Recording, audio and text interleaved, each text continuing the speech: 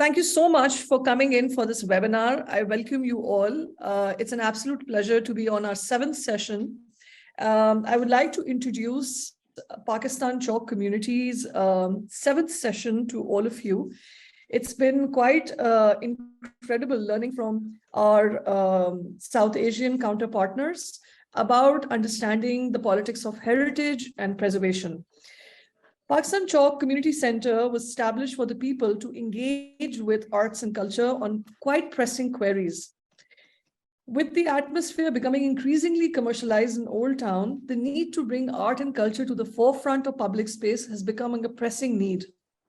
Pakistan Chowk Community Center has many projects under their wing, especially the ones where it started off the mapping project called Sadak Chhap, the spoken history project called Ghair Sarkari Tarikh, and then that emerged and concluded kind of on Heritage Walk Karachi, which is lovingly and very progressively happens every Sunday by our incredible guide, Shaheen Numan. And recently we came after post-COVID, Pakistan Chowk Community Center, which like during COVID became a digital space. We kept on researching, documenting, preserving, talking, initiating conversations on ground. But this time the pressing need was to kind of go online and also create this space for our South Asian partners thinking like us. So we developed plus 921 Heritage Talks, thinking that why must heritage be thought in an isolation in just the narrative of from Pakistan's angle, but also thought in the angle in collaboration with South Asian counterpartners. And that's why this last few years, we've been following each other on Instagram and social media platforms.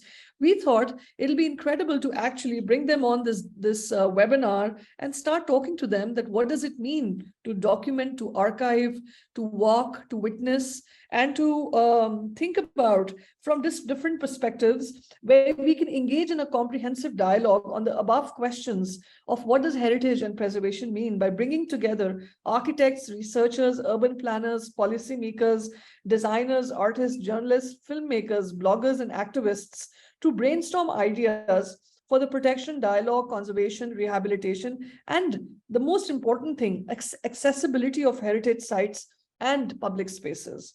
So through this 921 Heritage Talks, we hope to bring all stakeholders and talk about placemaking where the past helps build a new meanings for the future. I would now like to introduce and read out our session on the theme 7, which is Heritage Talks that brings situating historical bungalows in South Asian urban bustle. Now, what is the history we wish to protect? In contemporary preservatory practice, adaptive reuse is seen as a beneficial compromise in protecting our heritage. In this practice, buildings that have lived past their original use are renewed such that they carry the character while adapting to uses in different situations. The advantage of this process includes breathing life into buildings that were left behind. However, in practice, these processes might be employed for the sake of preserving heritage, but to increase profitability of a piece of land. In the worst case scenario, sometimes adaptive reuse ends up damaging the building to the extent that it's completely destroyed. Now, these are prevalent examples in our local context that have been seen in the destruction of heritage sites due to many loopholes and unconstructive cultural heritage bylaws, especially in our part of our region in Sindh, where the Sindh Act 1994 creates kind of possibilities for the real estate developer to kind of take absolute advantage and build upon structures which are supposed to be preserved and would be better for the heritage and the history. Now, these raises the question, what is the soul of an architecture? Ornamental and structural details of heritage buildings carry with its unique cultural legacy of the culture and sensibilities of its owners, be it old and new, as well as the architectural norms and aesthetics of the time and periods in which they are built and then further renovated. Now, it may it's a adaptive reuse allowed the outside of a building to stay intact while the inside functionality, like any other corporate office or high-rise, could be changed. Or we need to think about like, what does it really mean when adaptive reuse even takes place? So what are the politics of its change? And on this, I'm going to now request my counterpartner, colleague Aksa, to welcome our panelists who have been kind enough to take our time on a Saturday, on a working day, to be part of the session and talk about Heritage Preservation's Political Act or its documentation and archival systems. Aksa, here to you. Hello, everyone. Welcome to our 7th webinar. I'll be introducing our panelists for tonight. We have Manish Kolder from Calcutta, who's a photographer and filmmaker, and also the founder of the Calcutta Houses Project. He has extensive experience in the media and advertising industry, having successfully co-founded a digital advertising agency in the past, a bilingual and multidisciplinary creative professional. He loves words and images with an enduring love for cinema. We have Mazhar from Karachi, who is an architect and illustrator. His illustrations explore Karachi's built environment and its people through representative illustrations. Maz primarily works as an architectural designer and documents the city on a daily basis via different mediums, including photography, live sketches, paintings, and digital illustrations. We have Suhasini Krishnan from Bombay. She's here to represent Art Deco Mumbai. She is a writer, researcher with a background in history and film studies and has previously worked as a journalist. Her research interest lies in Mumbai's cosmopolitan dynamism, which lent itself to a thriving film industry, visibly modern urban forms, and livelihoods of all kinds. She manages outreach and content at Art Deco Mumbai, which creates interesting opportunities to look at the intersection of infrastructure, modern life, and urban culture in the city, especially in the modern period. Amazing. Thank you so much, Aksa. I would now like to request Manish to please start our session with your presentation. Thank you. So first, to sort of give a brief idea of what I will want to be or will be talking about is these are issues that I've been dealing with on a private and personal level, as well as in a public context, is the home and the city. And given that this city is my home, and also and how people perceive it through the photographs and the images and the representation that Calcutta Houses is putting out in the public, which is something that we intentionally always wanted to be a very public engagement forum. And here, when I say we, I would like to say that my two colleagues who are not here right now and who don't live in the city any longer, the three of us, we started this project, and three photographers who would sort of roam the streets and continually see that one or the other beautiful old building is no longer there. And back in the day, there were no phone cameras, so we sort of think, okay, this is a lovely old house. I'm going to come back and take a photograph. And the next thing you know, you're back, but it's gone. But so when Calcutta Houses began, it sort of dovetailed in with the fact that Instagram and phone cameras became far more prevalent and far more accessibly proficient quality. So now over time, this project has become both an aesthetic and a philosophical journey for me. And I keep on dwelling on the idea of what it really is. I mean, I'm not just an average archivist. I mean, I do believe in the archival process. I believe that what I have also been able to encourage amongst a lot of people in the city and in India, and I would say West Bengal, is documenting built heritage. And how I perceive built heritage may be very different to how others perceive built heritage. But I love portraits, and as a photographer, I love portraits, and I'm finally started actually shooting human beings. But all this while I've been shooting houses, and because these are characters for me, these are like And when a house disappears, there is like a void. It's like a family member who you remember, but you have no photograph of. And hence you lose the visual memory, the pictorial memory. And that void can never be. I mean, I personally experienced that. My great grandfather, I remember looking at his photographs, and that house came down. It was an old house again, which was dismantled, and everything went. All the only surviving two photographs of him are no longer there. So there is absolutely no pictorial evidence that this human being existed. And that's how I look at houses. And my slide is a Nisha quote, um, because what happened as I was delving into this process is that um, the more I looked at the city, which is infused with nostalgia, and nostalgia is a word that I abhor, or I used to abhor, because it has this a very uh, non-productive sentimentality associated with it. And that got me down to like, can I look at nostalgia from, or can I look at memory from a much more productive perspective, and not imbued only by nostalgia, but then I realized that nostalgia is so ubiquitous, it is so undeniably present in especially a decaying city like Calcutta.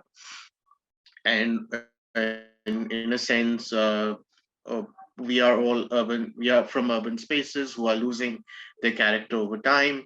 And this is something that sitting in Delhi, Bombay, Karachi, Calcutta, it's in Chennai or Pune, this is something that people are experiencing, and we are all connected in that. And and that sort of got me down to reading on the future of nostalgia. And then, I mean, I'm just going to describe my rabbit hole of an experience. And I was reading Musicophilia by Oliver Sacks, and he talks about musical hallucinations. And I found a direct uh, relationship with how musical hallucination is to real music, nostalgia is to real memory.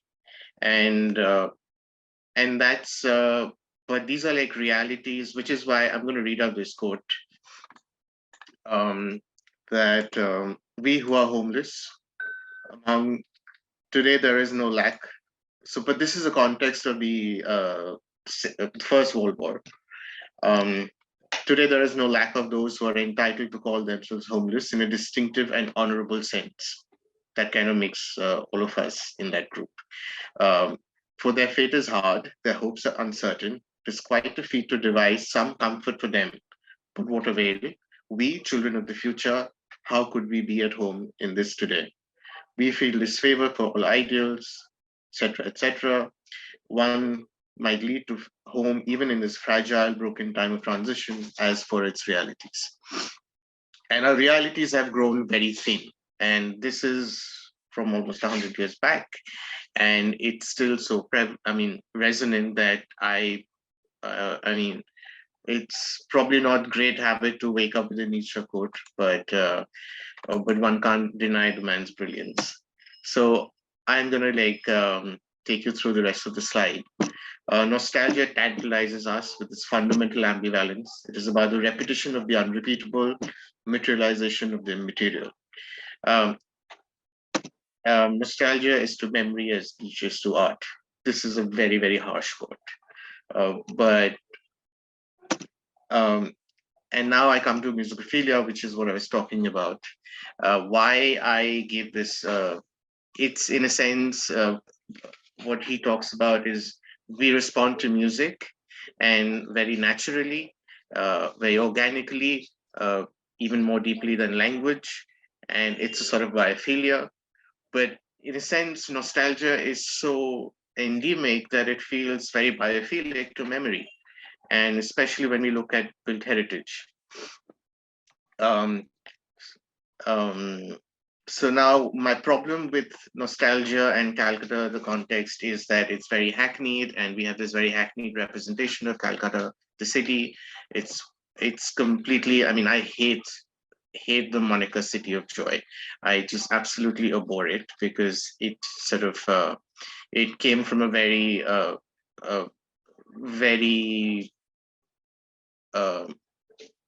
I know I mean, it's a lack of understanding of the city. It's not a city of joy. And there are no cities of joys. It's a city of pain, chaos, love, joy, fear, uh, loss, everything. And so it's a city with complex memories of life, death, love, loss, beauty, art, music, literature. It's not a city of joy. Um, it's much more than that. And we can't have slogans to do that. This is home. Um, I'm going to take you through a few of the slides.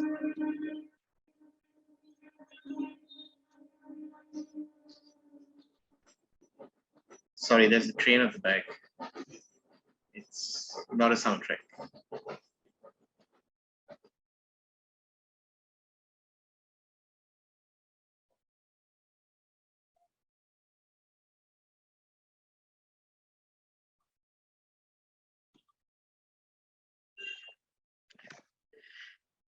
And I'm going to show you a quick slide of a couple more photographs.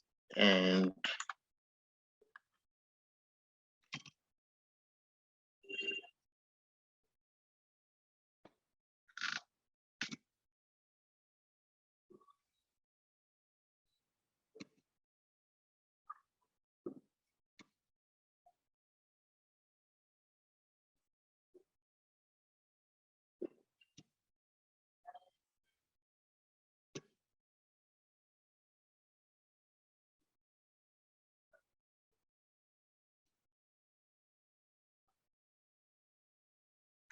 in a sense, this photograph can be called cliched, but it's my favorite photograph of the city.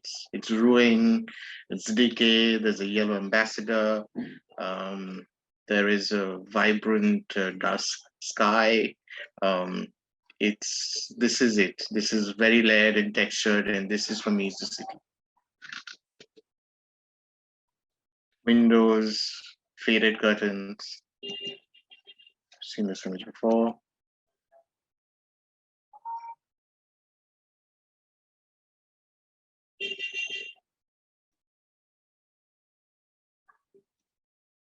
Yeah.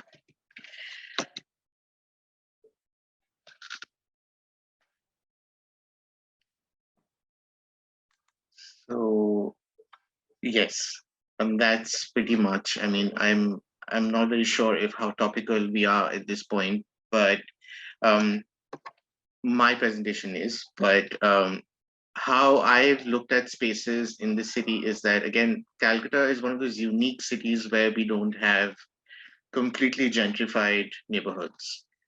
It's always cheek to jowl. I mean, there are like premium properties, and there's a whole lot of slum right next door, um, and and that is something that I find very endearing, rather than the vast spaces of New Delhi, which are like completely gentrified uh, and they feel very lonely. And Calcutta somehow doesn't feel you won't feel lonely in the city.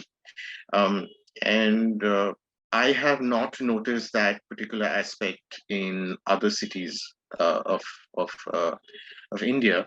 Um, though Bombay itself is quite a um, chaotic space in itself, uh, but Bombay is the city of people, very much so, as is Calcutta.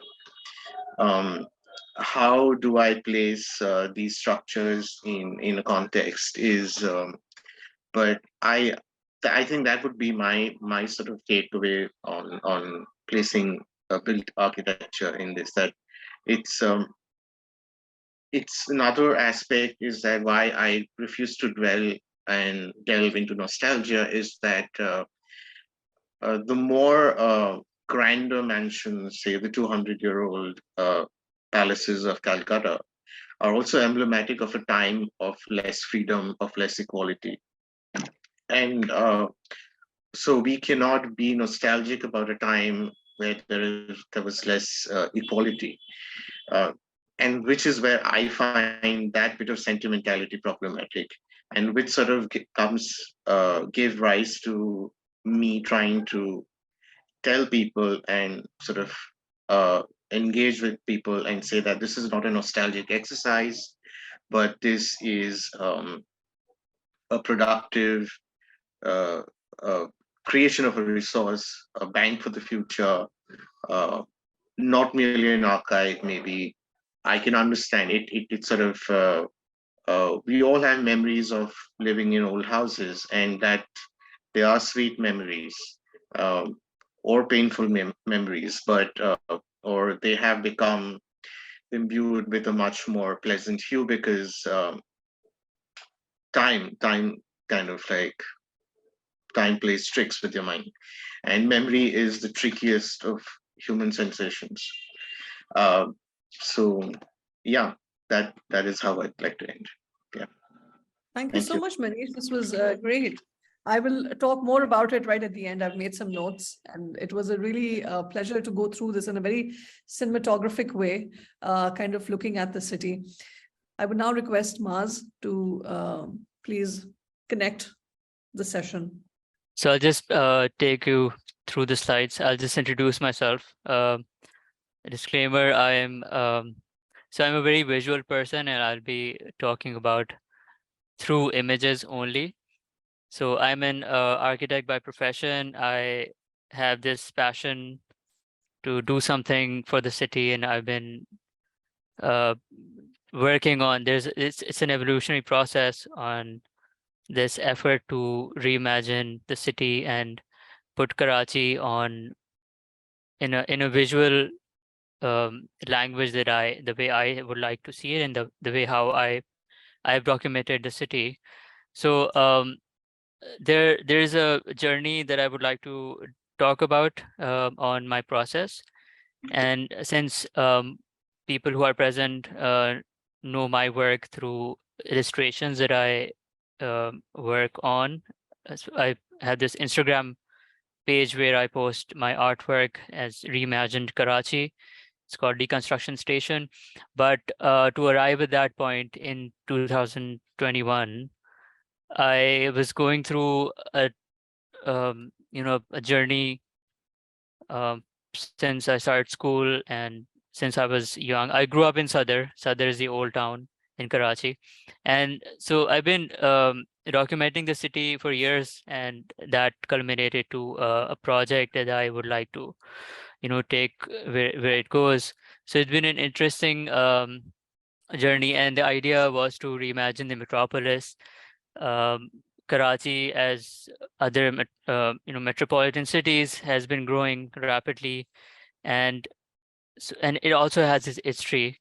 And being a port city from pre-colonial era, and then after the partition, the city has been having trouble, or I would say there is the growth was not accommodated in the way it should have been, and that resulted in a lot of informal growth and a lot of ad hoc structures, and that has been interesting to document, but it's also sad to see the essence of the city and how it was uh, you know designed and planned and built in a way um, which was more human, the way I see it.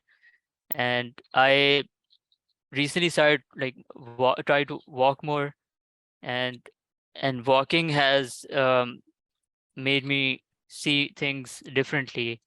You pass by buildings you're driving by, you don't see things that you see when you're walking, and you're taking time to slow down and walk through the city.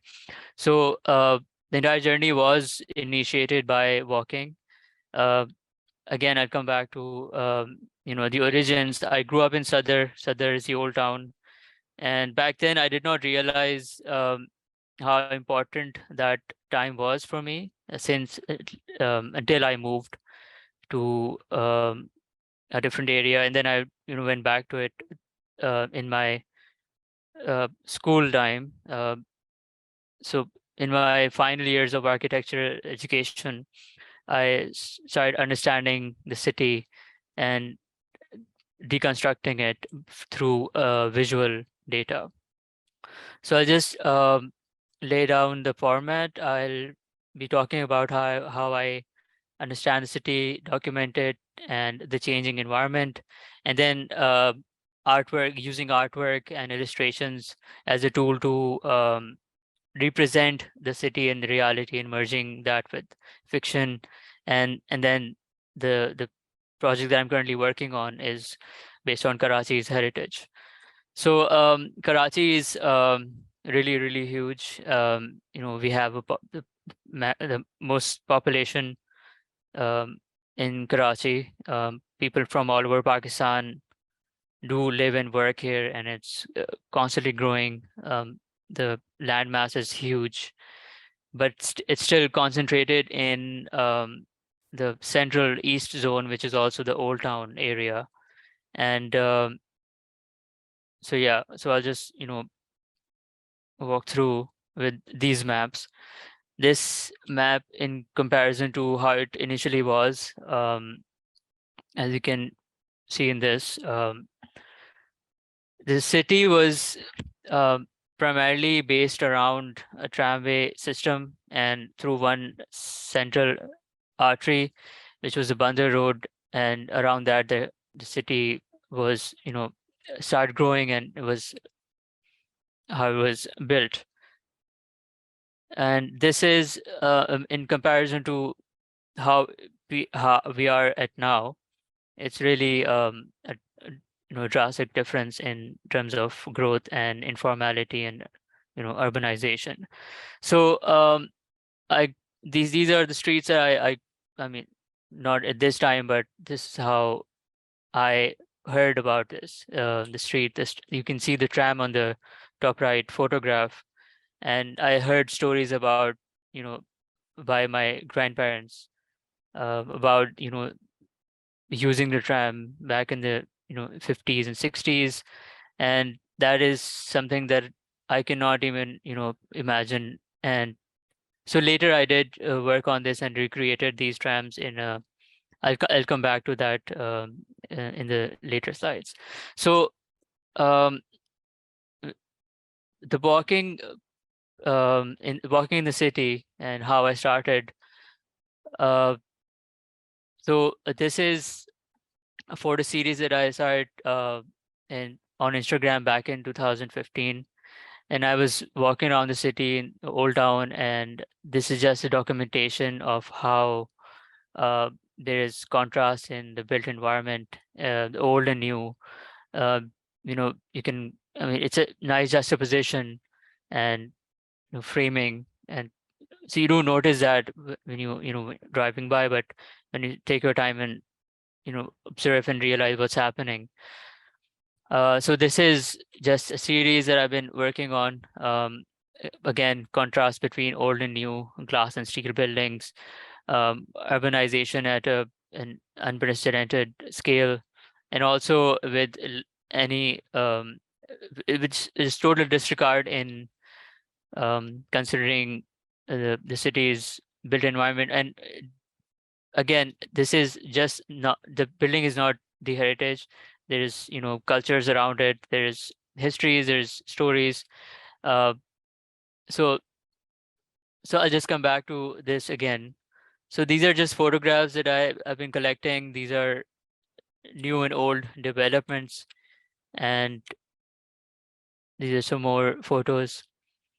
So this so far was going well until I as Manish mentioned, um, disappearing buildings, and you spot a building and then you think, okay, I'll just come later and document it. And this actually happened a few times with me as well. I would locate a building and find it interesting and beautiful, and plan to go back to it, and then it's just too late. Even like it's a day's difference, and these buildings are just gone. So this motivated me even more, and even more aggressively I would try to do this as frequently as possible. And so this is, again, this is just part of the series. This is the Kachrak Mansion. It's right, um, you know, near to where I live, and I would pass by this building every day, and there is developments happening all around it, and inevitably, a day came where this was also in a in a in a in a position of being in danger.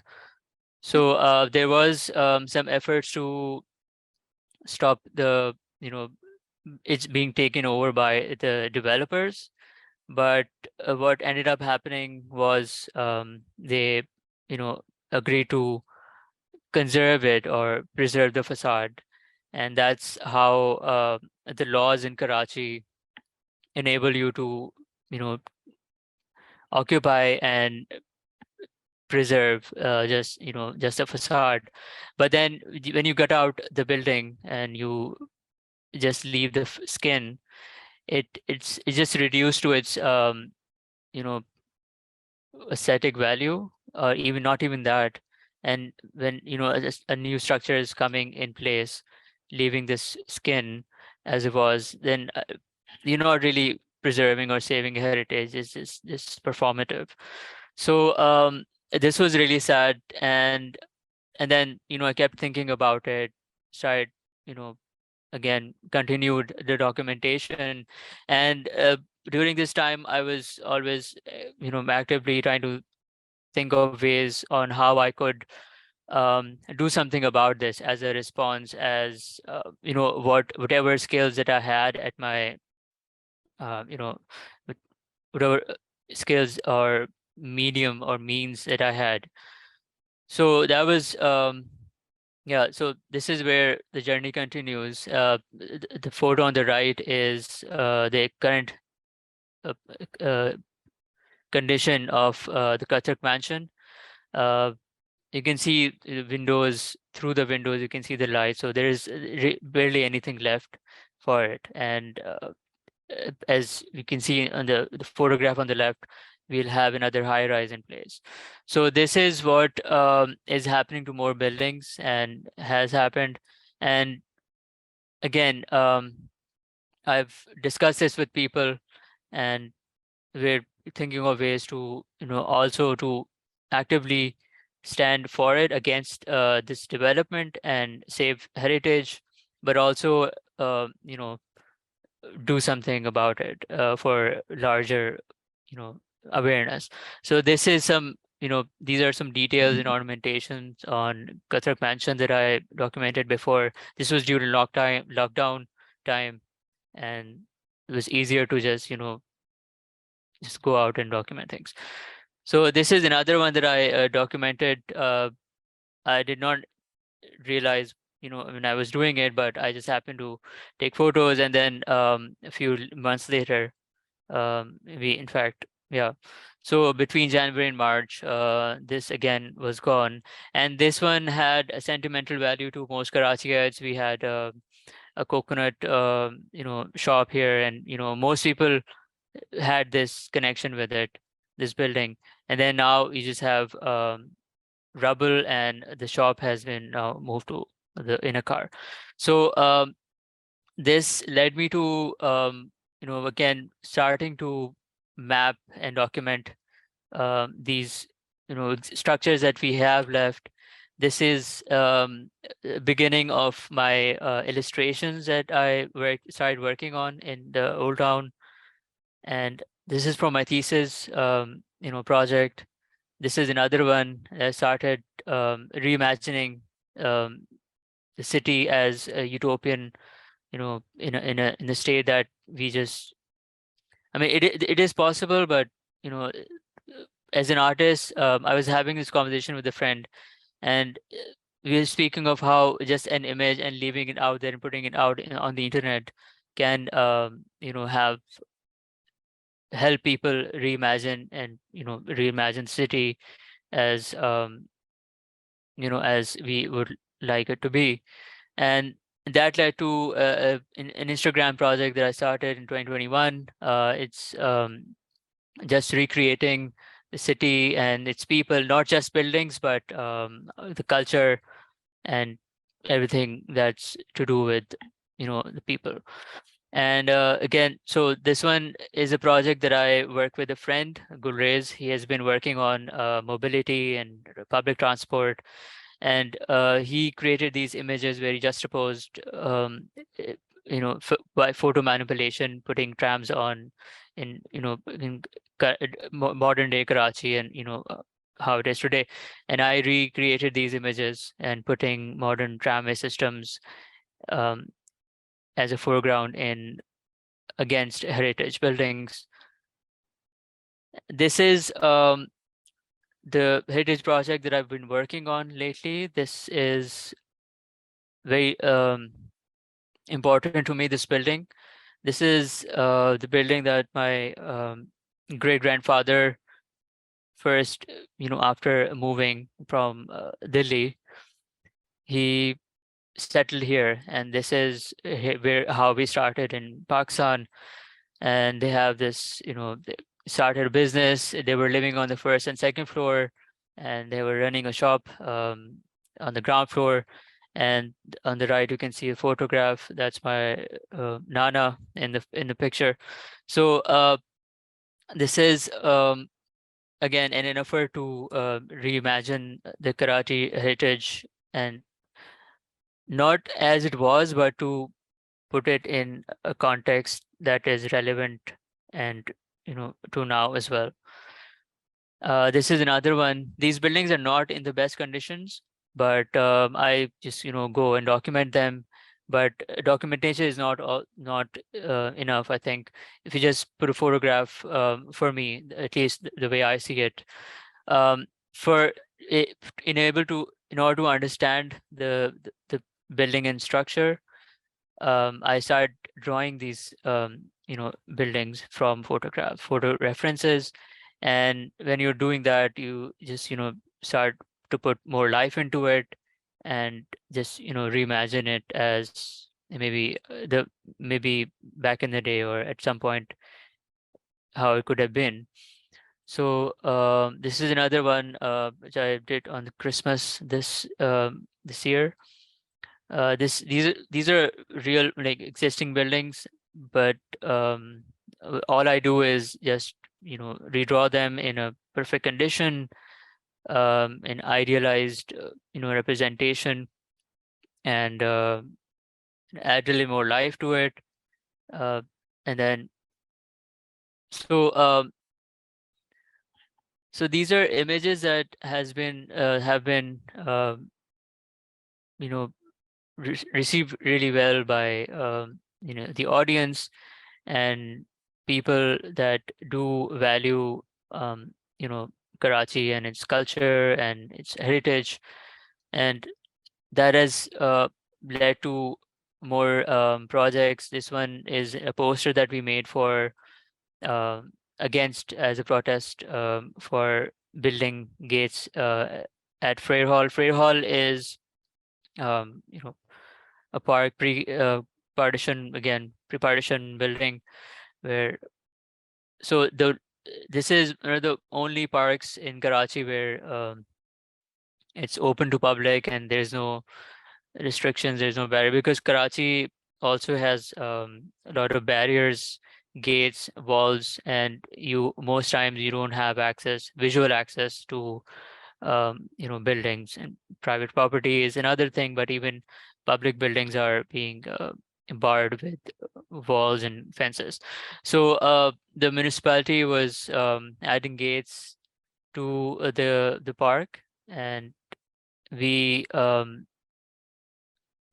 we yeah, so we were protesting against that, and using again my tools, I just put out poster questioning what is in ours, because when we questioned the authorities, they were they just insisted that they were just building an arch and not a gate.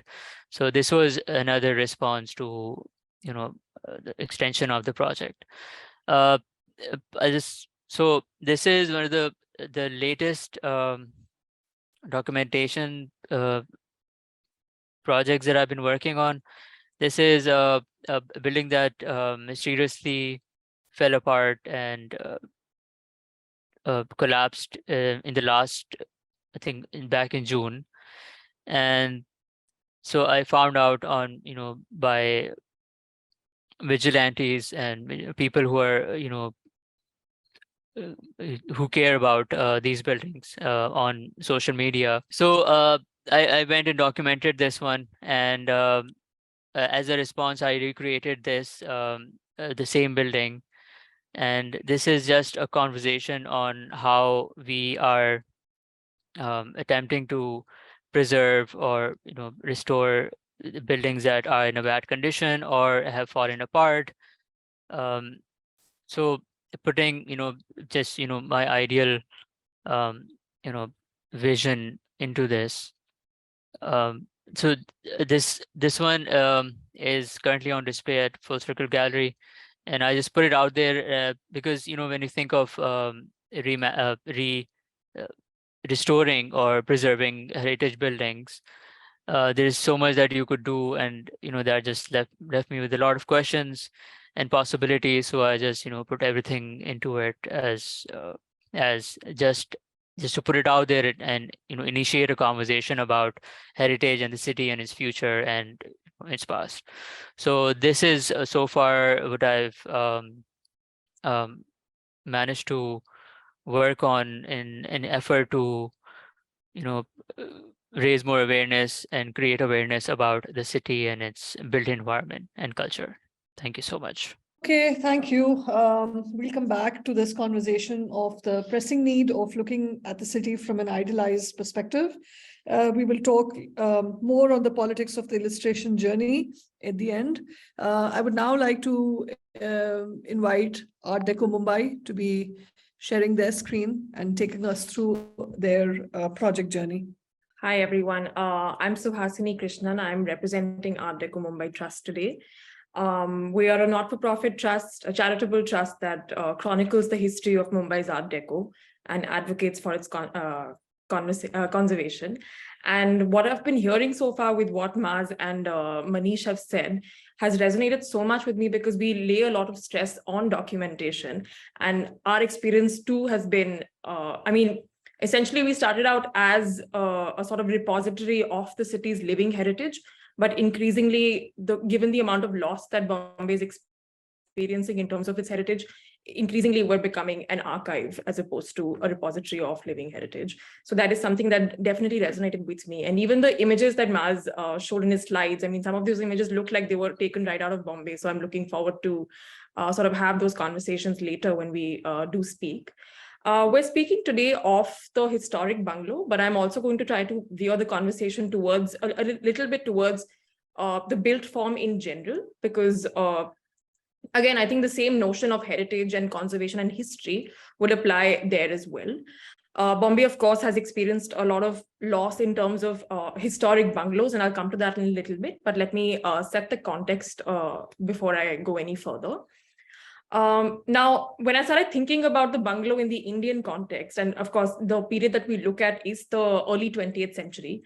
And I wrote the title of this slide as the Indian context. And I thought about it and I said, this is not the Indian context. We're talking about an undivided India at this time where, I mean, essentially we're talking about the context of the Indian subcontinent, which includes many of the people who are in the audience today, which includes people from Bombay, the city that I come from. The term bungalow is derived from Bangla, which means of Bengal. So that also has a strong, I mean, that gives you an indication of the strong South Asian South Asian roots of the bungalow typology itself. Technically, it's a low house with one story or rooms set in the roof, but in South Asia, however, it simply refers to a detached house with multiple stories. And in the 20th century, I mean, the antecedents for the bungalow typology can be various. There is, of course, the pavilion style housing in rural Bengal, and there is the English countryside bungalow. And what we see in the Indian context, especially by the 20th century, which is the period that we're focusing on, this typology has evolved to a fair degree. And by the 20th century, the bungalow has become this sort of aspirational typology. The bungalow by itself sort of denotes some kind of like middle class aspiration, especially for the emerging middle class at the time, which is coming into some wealth. I'm sure many of the people in the audience are familiar with Amitabh Bachchan's dialogue from Diwar. मेरे पास bank balance है, गाड़ी है, bangla है. So I think that sort of typifies what it means for middle class aspiration and the kind of objects and capital that is desirable for a middle class person to sort of collect. The size of the plot in a bungalow, the compound wall, the gate, the size of the house itself sort of denotes the social status of the inhabitants of the bungalow. And even though the garden that wraps around the house, that also, I mean, how well it is maintained, the kind of landscaping that is visible there becomes a huge symbol of social status. Essentially, it's how much help you can hire to maintain the beauty and the aesthetic of that property. The Art Deco style, especially in Bombay, sort of lent itself to the bungalow typology very, very enthusiastically. There are several suburbs in Bombay which are known for their stunning bungalows like Bandra, Chembur, Juhu. And bungalows for Bombay's hot climate are an ideal typology. I'm sure Maz would agree with this regarding Karachi as well. Because of the amount of space the plot has, there is a lot of room to experiment with space, a lot of room to open the structure out, have high ceilings, have a lot of open space, have verandas, which is something that the RCC technology, which is a reinforced concrete cement, which is a new building technology that's emerging during the Deco period, sort of makes it very, very easy to build with, and it became very instrumental for building Deco bungalows as well, especially because you can experiment with the height of the ceiling. You can experiment with the balcony. You can have projecting balconies with the help of concrete, where you don't need cantilevers or any kind of like pillar support, because the material is very light and it's very quick to build with. So RCC especially is instrumental at this time, not only for Art Deco, but specifically for Art Deco bungalows as well in Bombay. The chart that you see on your screen is essentially just to indicate the emotional quotient that runs through the city when it comes to the Art Deco style. Our conversation today may be focused on bungalows, but I think any typology that the Art Deco style lent itself to is under developmental threat. But essentially, since the 1930s, the Art Deco style has sort of been omnipresent throughout the city and has sort of witnessed the history of Bombay as a city sort of unfolding. You could be born in an Art Deco hospital, your home, your apartment or your home could be an Art Deco style home. Your school could have been Art Deco, your place of work, your favorite cinema could be an Art Deco style building. And this is just something that is so prevalent in Bombay that you fail to notice it. And it's also important to draw attention to the quality of life that the Art Deco style sort of afforded to the people of Bombay. It emerged in the 1930s, and this is by the early 20th century, the city is just sort of like emerging from the plague of the late 19th century, the bubonic plague. And there is a lot of talk about creating a planned city. So the vision of Bombay at the time, at least the vision of Bombay sort of imagined open spaces, a lot of fresh air, a lot of hygienic living conditions for everyone that was migrating to the city in search of work and was making it their home. And the Art Deco style had a lot to do with the motivation to create a more livable city. I want to bring attention also to the apartment, which is not on this slide at the moment, but it's also sort of, this conversation, of course, is about bungalows, but I think the apartment style living is the biggest evidence of Bombay's modernity. We take this for granted because it is how we continue to live even today. But Bombay has one of the largest collections of Art Deco in the world, and the apartment makes up much of this collection.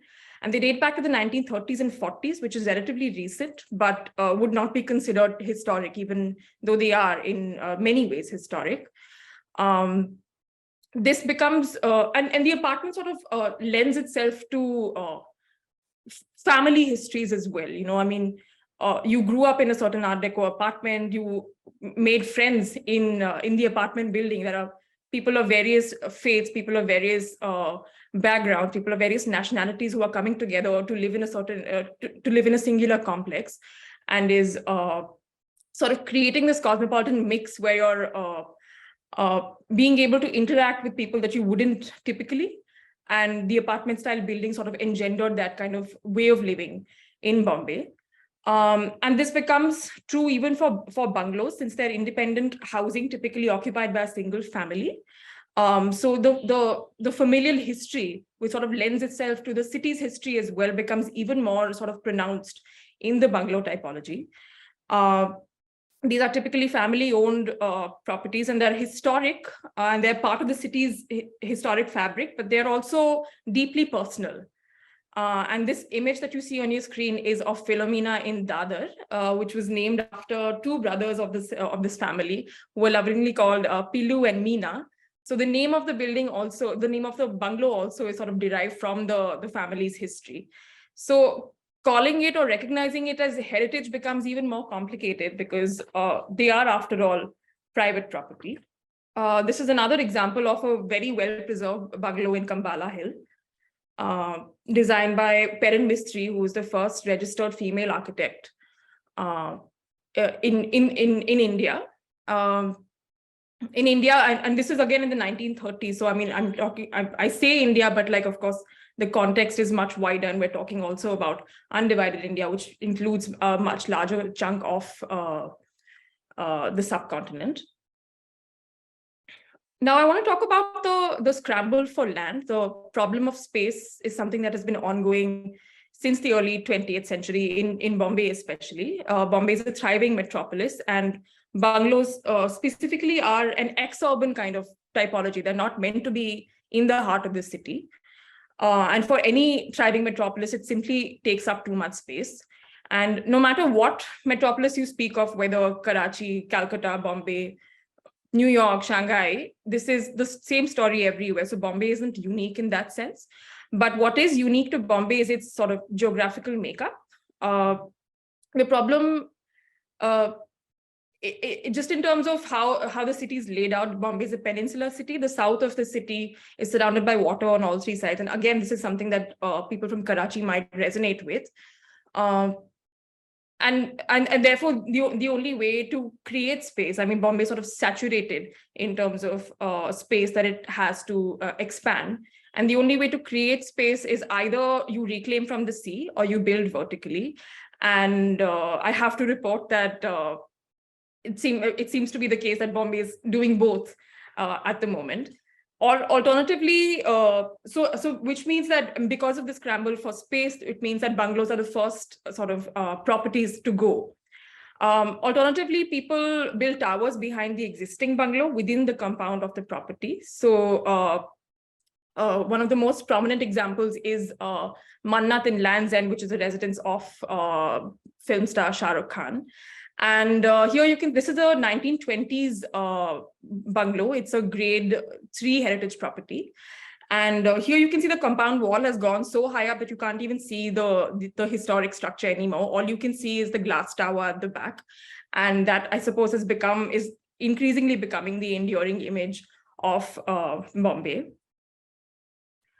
Now, speaking of heritage. Now, heritage by itself is a complicated term, but when you prefix the term modern to it, it elevates the problem. So there is the idea of heritage, which is of the city, of the nation, and this sort of like more large-scale entity. And then there is the idea of heritage, which is personal, something that you personally think is of historic value. And then these bungalows, of course, what we've been talking about are private properties, and Deco bungalows especially like I said, have been built more relatively recently, and therefore the ownership of these bungalows may still be within the family.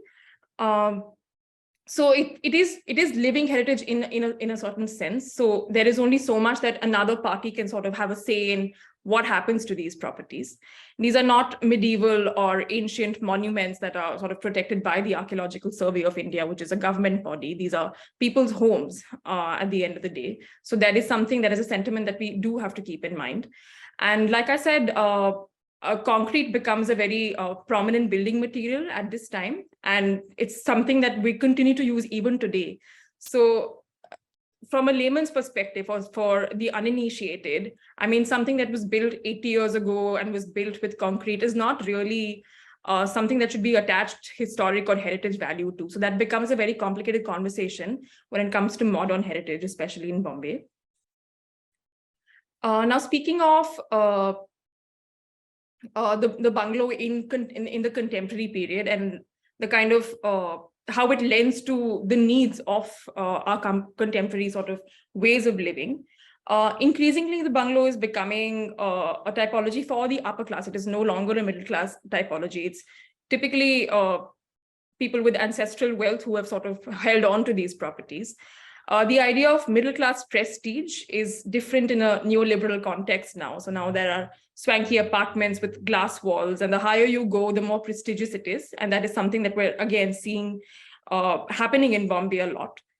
The family unit is also evolving. Now there are, I mean, mostly nuclear families, there are smaller families. So these bungalows typically would be too large a living space for a smaller family to sort of maintain. And I mean, kids are growing up, they may move overseas. So it becomes a lot of commitment to be able to maintain these properties, especially in a tropical city like Bombay. Here I want to present an example of Desiree, which was a bungalow built in 1958 in Bandra. Now, on the face of it, it seemed like the structure was demolished in 2018, and Desiree was the home to the Pereira family, who had 6 siblings. All of them grew up in this bungalow, and as they grew up and built their own, grew their own families, they moved to different parts of the city, and it seems like an ill-considered decision to sort of do away with something that is old and not valuing the history of the space. But I think the redevelopment of Desiree and like sort of building this these flats on that plot is sort of a story of how a family honored the history of their home and the history of their family, even if that meant that the tangible sort of evidence of their home and the home that they grew up in no longer exists. But at least the family can sort of come back, and all six siblings have been reunited in the neighborhood that they grew up in. And when we put this post out, actually, one of the friends of the family sort of left a comment on our Instagram, and I wanted to read out a few quotes from this account. He says, "Yes, Desiree, the Art Deco bungalow will be no more, but the spirit of family, of caring, of service, and respect of community continues to thrive." And then he also adds, "Onus on individual choices is not sustainable," which I think is a very, very powerful thing to say, because at the end of it, we are talking about private properties. These are not properties that receive any kind of support, any kind of protection from the state, from the government, from the community. And at the end of it, I think these individuals are making decisions that are, I mean, for lack of a better word, are the most pragmatic for themselves. Now, I just want to touch upon a few examples of adaptive reuse. I think Maz also touched upon what happened with Kachrak Mansion. And very often there's a fear that adaptive reuse essentially just means hollowing out the insides, and the soul of the property, so to speak, has been lost. This is a building, it's now recognized as a Zara building, but it used to be called the Ismail building. And this is a neoclassical building, almost more than 100 years old, in Fort near Flora Fountain in South Bombay, which was restored in 2017. It now houses a Zara outlet. And the restoration sort of revealed the original cast iron pillars of the building, the original balcony grills and the brickwork, which is now on display on the building after restoration. But the interiors, however, have entirely been hollowed out. and are contemporary.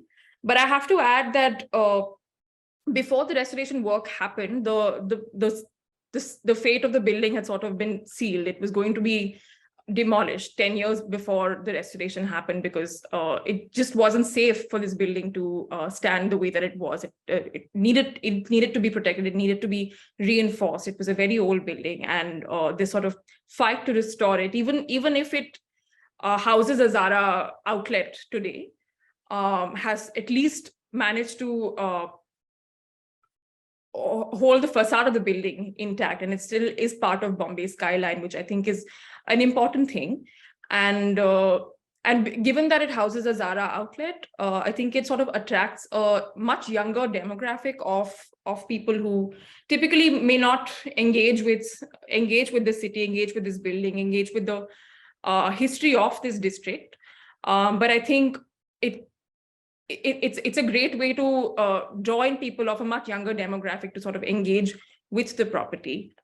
In the summer, you will see college kids sort of go into the Zara outlet to window shop to enjoy the air conditioning. It's become a selfie point. So I think this is a great example of adaptive reuse, which is not ideal, but at least we've managed to save the building. This is another example. This is Eros Cinema, which is an iconic cinema in Churchgate in Bombay. It was built in 1938. And it's also part of the UNESCO World Heritage Site inscription, which came through in 2018, which grants it a certain degree of protection in that the facade of the building in the precinct cannot be fundamentally altered. But even with that layer of protection, loss is inevitable, and we have to acknowledge that. So the choice here was between either letting the building collapse because it required reinforcement. The building was sort of in dire straits. So the choice was between letting the building collapse or accepting to some degree that there will be loss, or there will be loss to a certain degree, but at least the integrity of the skyline and of this UNESCO precinct will be saved. And we have to acknowledge that the interiors of the building may not be the same anymore. These are the beautiful bas-relief panels that are sort of were originally inside the theater, and they depict this lovely storyline of how a film is produced essentially, and like it has a lovely narrative of not just the film that you're watching on screen, but also the work that goes behind the scenes. So there is a lot of storytelling that's happening with these structures as well. And we're still not sure what the fate of these bas-relief or the other sort of interior details may be. Work is still ongoing, and there will be a degree of loss, but at least Eros Cinema, as part of Bombay skyline, as part of the Churchgate skyline, will still be protected. So it is about making some very, very tough choices.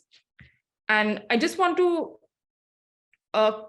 close by leaving this question open-ended, which is, what choices do we want to make for the cities that we live in? What kind of cities do we want to live in?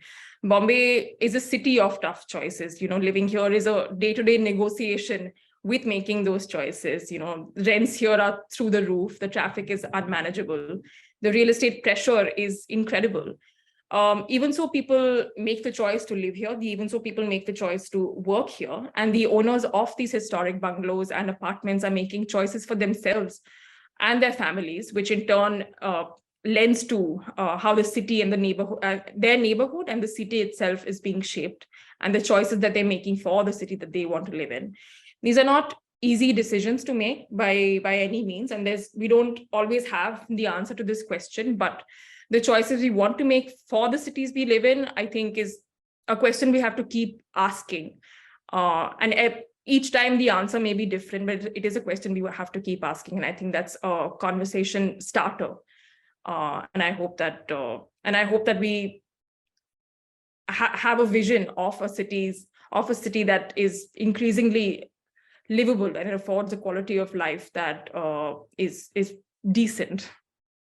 So on that note, I'd like to close. Thank you. I'd like to thank Marvi and the Pakistan Chowk Community Center for organizing this cross-cultural dialogue. And I hope that this is one of many more that we engage in. Thank you. If you would like to know more about the work that we've been doing, you can take a look at our website, artdecomumbai.com. We're also on Instagram, Facebook, and Twitter at Art Deco Mumbai, and also on YouTube if you would like to check out some of the conversations and the webinars that we've been conducting and the public lectures that we've been doing. Thank you. Thank you so much. This was absolutely amazing. Just made me think like how similar the queries are.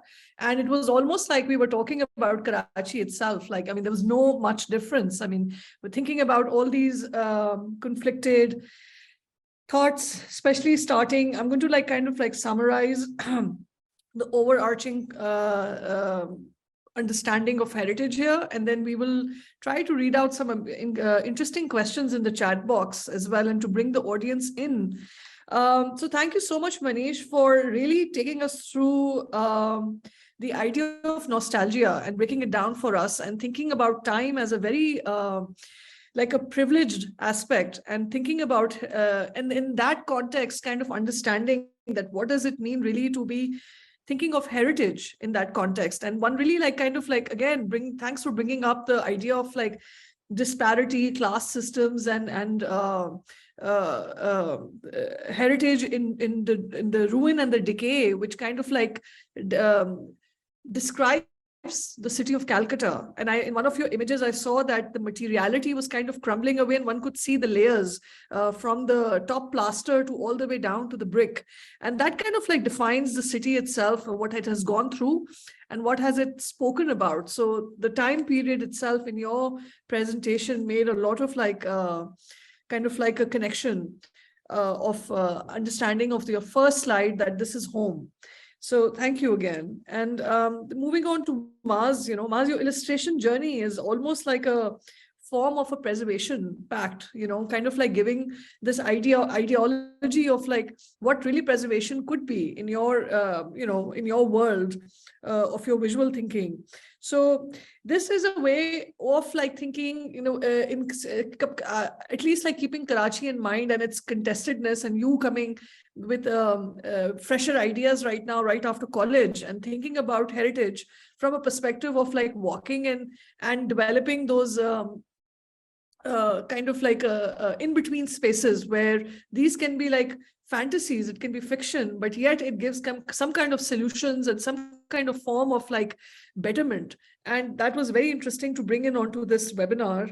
And again, Suhasini, I can't press more about how your presentation kind of like reflected on the same queries of how we think in Karachi right now, with all the idea of the rupturedness and the violence around heritage, but yet thank you for explaining the idea of bungalow. But then I wish we could talk more about the apartment living, because that verticality of that scale is so important, because that kind of generated a form of memories as well. When people talked about heritage, they talked about we were living on the third floor, and the connection with the ground floor and the compound, and the politics of compound becomes so important in those spaces.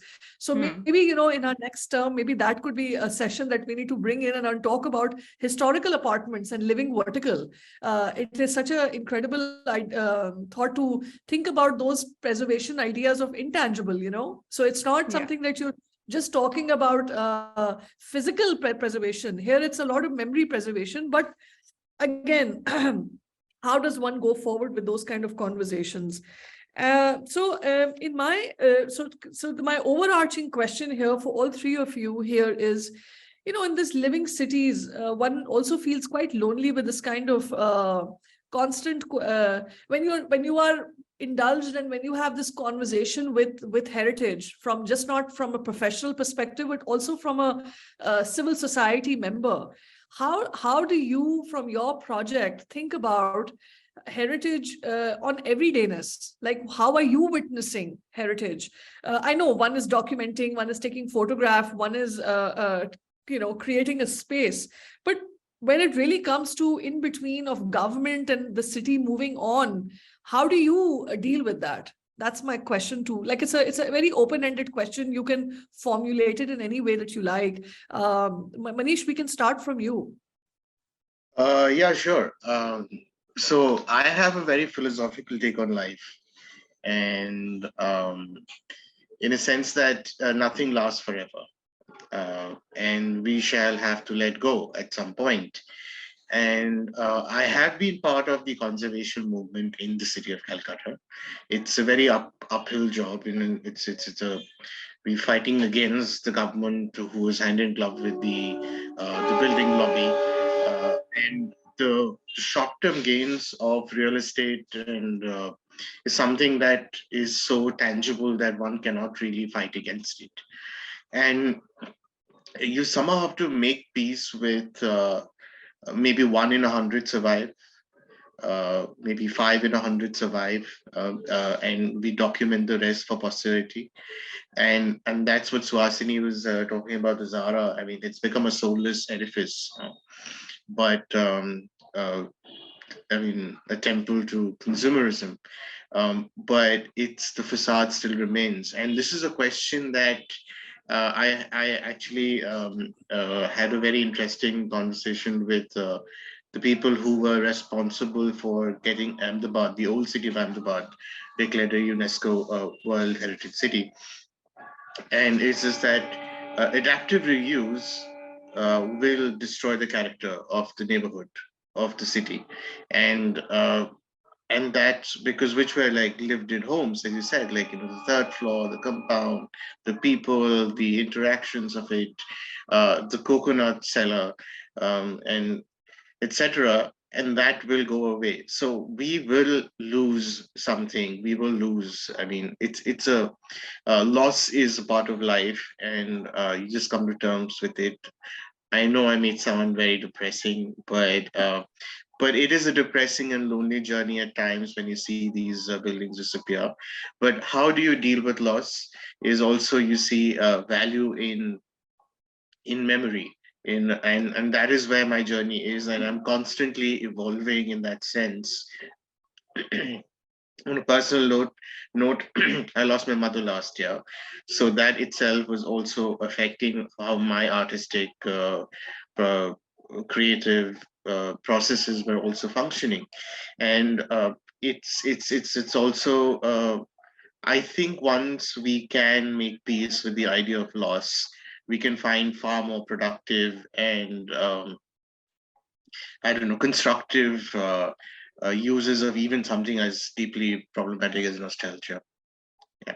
Thank you so much, Manish. I mean, I'm really sorry to hear about your mother. I must add to this that this whole sound at the back is adding really to your narrative. So it's really like very, very, very, it's setting the scene really well. So I can just imagine. Yeah, I mean, it's a strange city. Yeah.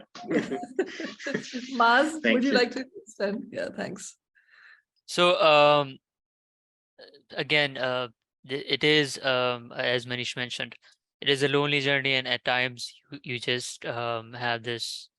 You feel like you're having a one-on-one conversation with it, and at times you just feel like you're just talking to like nothing, thin air at times. But again, I think those who are able to see and acknowledge the change and the decay, and if that's how it is, it's important to keep talking about it, and documentation is really important, and we've all seen it. There's something today, tomorrow it isn't. So the documentation is archiving, and just leaves a lot for others to, maybe not now but later, it'll be of importance. But also to extend on personal connections. I grew up in a Parsi owned mansion located right in the heart of Sadr Burns Road, and those windows and the quality of light and the floors, doors, everything has that sentimental value that not not even other people in the family would be able to appreciate. But then just amplifying that sentiment or talking about it, and it does bring more people into that conversation on a larger scale.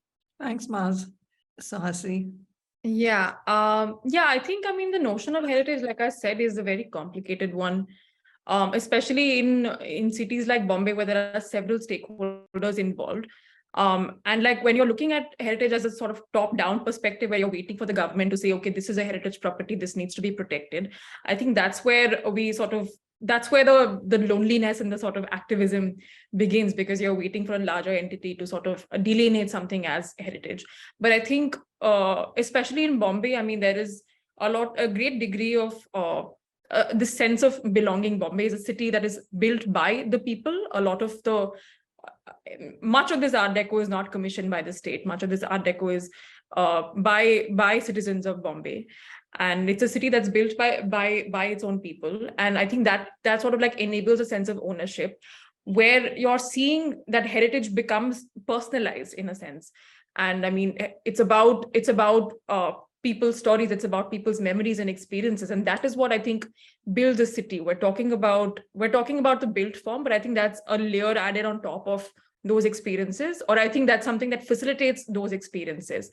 But I think if we start looking at heritage and history as a sort of a personal engagement, it might be slightly more fruitful in that sense. And I think that's something that also I'm beginning to understand, especially like, for instance, we have a very active Instagram user base, and a lot of these people, I mean, if you feature a certain building, a resident of that building who lived there 20 years ago and now lives in America will leave a comment saying, I grew up here, you know, I know every nook and cranny of this building. You ask me anything and I'll know. So those sort of like that feeling of belonging, that feeling of being excited that your building has been featured, to want to talk about the place that you grew up in, I think that is the quality that we need to tap into. And I think that's where we might want to look at heritage from that perspective. Thanks, Hasni. That's great. I'm going to read out, maybe I request Arunima, would you like to ask the question that you've put in the chat, or do you want me to read it out? Hi, thanks.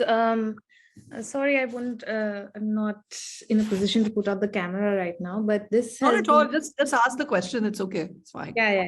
So this has been a very enriching experience for me personally, because I am also from Kolkata and I'm a PhD researcher based in the UK, but my field is Kolkata, also my home place. So I resonated a lot with what has been discussed throughout the conversation today. So my main question was to Manish, but I think it also connects to what you just asked. And I think it also connects to what everybody presented.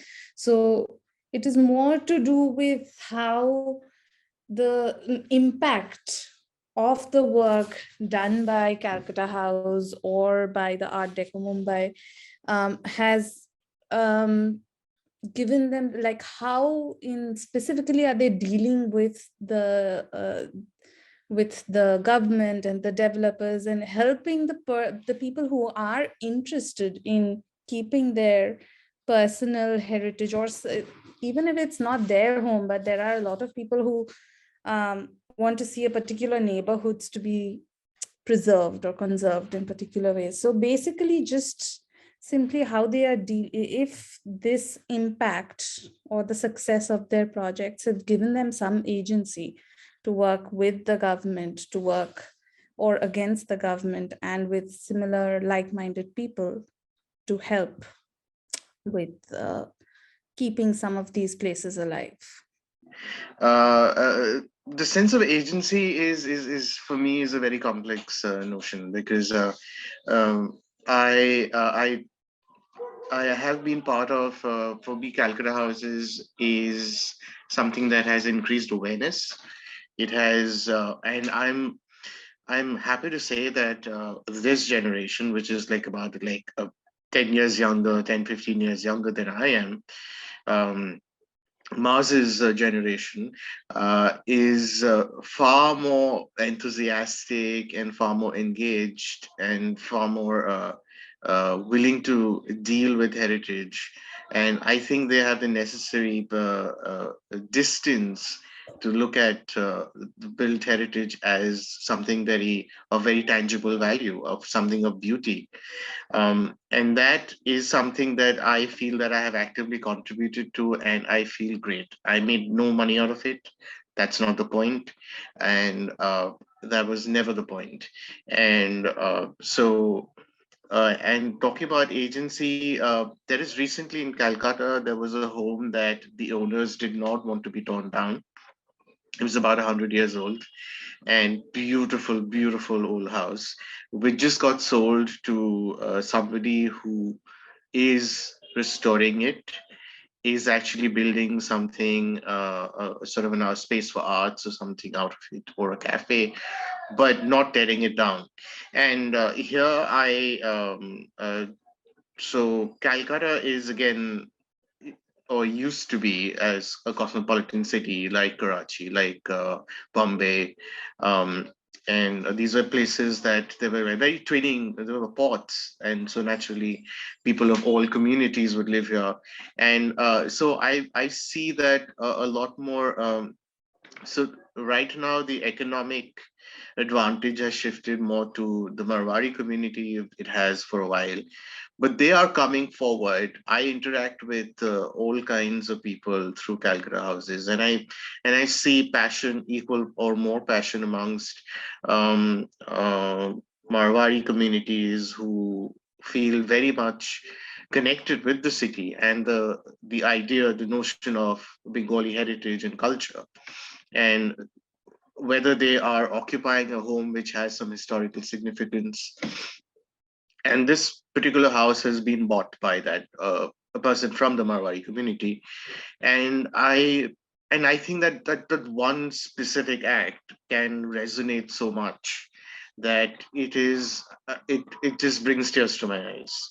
And I think, to talk about agency, maybe we have communicated to sort of propagating this notion that there are homes that can be saved, can be there. People who want to acquire such homes, they want to value the beauty and the heritage of it. Yes, the government is not going to help at all. So let's. I'm not even remotely interested in engaging with them, though it could be a very powerful agency, but I am not going to get into that at all. So yeah. That was really, really enlightening. And hopefully I can engage more on this with you later. Thank you. Thank you so much, Arunima, for asking that question. Would Anirudh would like to ask the query that you've put out, or you want me to read it out? Sure, I'd love to ask. Hi, I'm an architect from Delhi, and I'm currently working with adaptive reuse.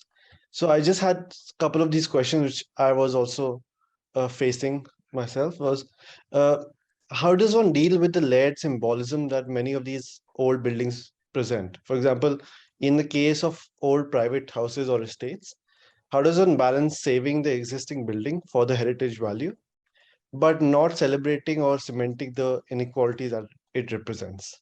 Yeah, Anirudh, that's a really, really loaded question. Thanks for that. I think this is I mean, there's no right answer for this really. I think it's each property sort of will sort of unveil the approach that you should take with it. And of course, we have to acknowledge. I think I guess that it's about building a complete archive or telling a complete history. And while that's constantly an exercise that you're trying to engage in, it's not always possible. But I think it is about sort of acknowledging the history of a property, even if we're talking about adaptive reuse, even if we're talking about preserving the facade of a certain property because of its aesthetic value, because of its historical context in time and what it tells us about the city. I think one way of sort of engaging with, even if it does have a problematic history, one way of engaging with it is to acknowledge that history and to sort of like, when you're telling historical narratives, to tell complete historical narratives. So I think, I mean, that would be the only thing that I can think of in terms of engaging with sort of oppressive histories of properties, which we can't deny is the case with many of the structures that we've discussed today. I hope that answers your question. May I share a quick anecdote on this? Yes, please. So back when I was in journalism school in ACJ in Madras, I mean, we had a conservationist come in and talk about conservation of heritage, and there was this one student who's a close friend of mine now. He comes from a very strident leftist, radical leftist background. He stands up and he says that, what is the point of heritage conservation where people are dying of hunger? And many years later, of course, he approaches me to speak about Calcutta houses and heritage, and we engage about it. And I have never had the heart to sort of remind him of his lack of complexity at that point. But it's talking about it's like, why did Dali walk around with an anteater? I mean, it defeats the purpose of by asking the question. It's what Suhasini said, yes, and that is something I think I was trying to say as well. That the history is led. Let us look at it without blinkers on and without rose tinted glasses. Yeah, I mean, I also would like to add here that as from our experience of working in the old town, histories, I mean, it keeps on changing in terms of like who's working over there, who's living in that, which decades, which family has adopted that space, how the narratives change with time. I mean, the slide that Mars showed on Frere Hall, that's the protest that we've been working on, and I had requested him to develop that poster. And it was to do with the politics of viewship. Like, when you're crossing the road, is that building visible or not? And that idea of that obstruction, that, this government person came and he wanted to kind of use his fundings and wanted to make this gate, this archway. So first we tried to tell him that don't make this archway, it's obstructing the view. Then we talked about where is this design coming from. So we kind of like counter questioned him on every aspect that we could like cover him and kind of cushion him so that he feels very isolated, that he doesn't have all the answers, I mean, he made a very typical arch, like a rounded arch, and it was not even going with the building. So we kind of like, asked him a lot of these intellectual design mechanism. Through that, he will stop and say, okay, fine, I'm not going to make it. But then government has its own way of dealing with the city, and it's so obscured that the public and the city doesn't even connect to it. So we have to make the aspect of heritage more public and more common. That's one of the reasons we thought these conversations may lead to that publicness in heritage. I would also like to, if Maz, you would like to respond to any of the queries that were asked. It was mentioned earlier, this an effort to preserve and adaptive reuse is a really, really heavy question. And I've been thinking about this also, and the only thing that makes sense is to gather as much history as have conversations about it, and just be on ground and talk to more people. And I understand as architects we have this urge to just step in and propose solutions, but that's not always how it should be. So conversation and talking about, because there's also a lot of shared history, especially in Old Town and the neighborhoods, that the way they're structured. So I think it's really subjective to each in building, I would say, but it has to be a collaborative effort. Thanks, Maz. We would like to now kind of go towards conclusion. I'm just going to ask two more things here, and then we're going to wrap up. I know it's dinner time and everyone must be like, let's finish this.